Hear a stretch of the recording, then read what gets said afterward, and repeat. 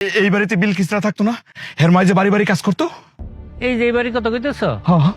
হ্যাঁ। বিলকিসরা এখনই থাকতো, আর হের মায় আমার বাড়ি কাম করতো। ও, বিলকিসের বাচ্চার পরে 2 মাস আগে হেরাই বাড়ি ছেড়ে চলে গেছে। কই গেছে জানেন? না, সেইটা কইতাম না। বাচ্চা মায়ের মতো হইছে না? বিলকিসের মায় তো আমার মিষ্টি খাওয়াইতে গিয়ে কইলো ছেলে নাকি বাপের মতন হইছে। বাবারে আমার কাম আছে জায়গা।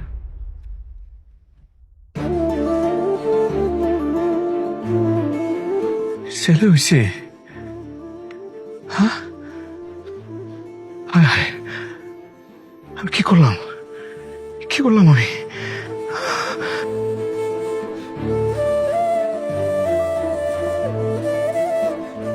আমার দুধ জল করা হয়নি, তোমার নাতি কাঁদতেছে।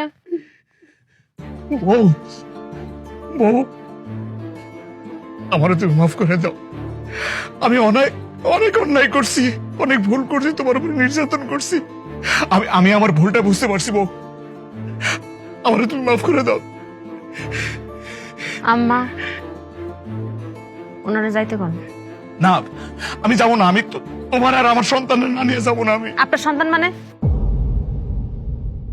কোনটা আপনার সন্তান?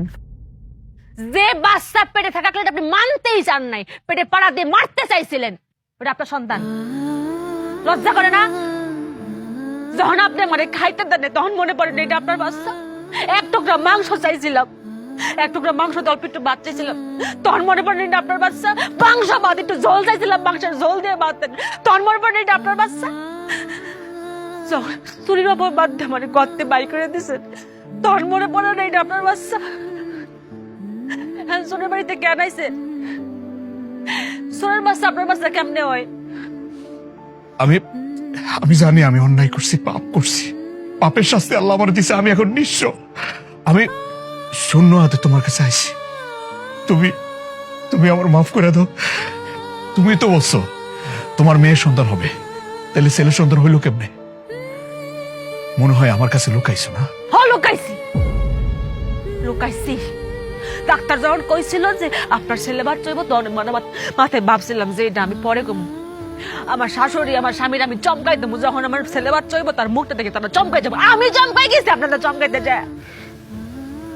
যেই শুনলেন আমার মেয়ে বাবা হইব, তখনই আপনাদের রূপ চেঞ্জ হয়ে গেল, আপনাদের আচরণ চেঞ্জ হয়ে গেল। কি কুৎসিত আচরণ, কি বিভৎস চেহারা! মেয়েদের প্রতি এত ঘৃণা কিসের আপনাদের?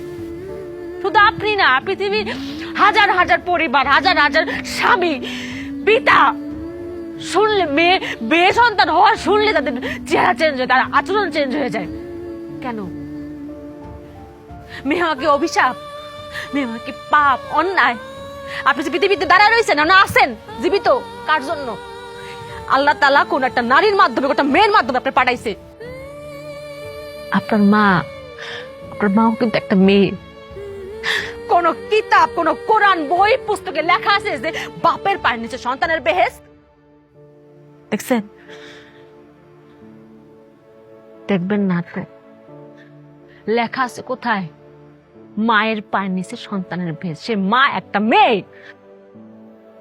আসলাম আর একটা কথা, আপনারা কি মনে করেন ছেলে সন্তান আমার খুঁটি, আমার শেষ প্রজন্মের খুঁটি?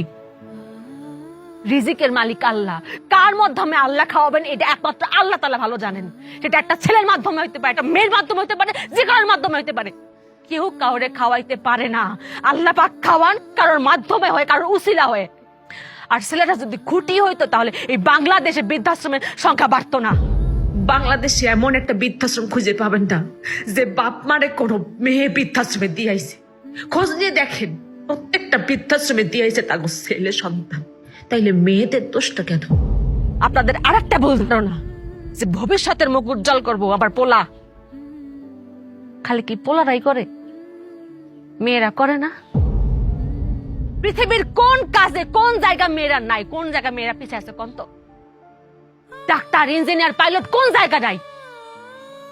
আরেকটা কথা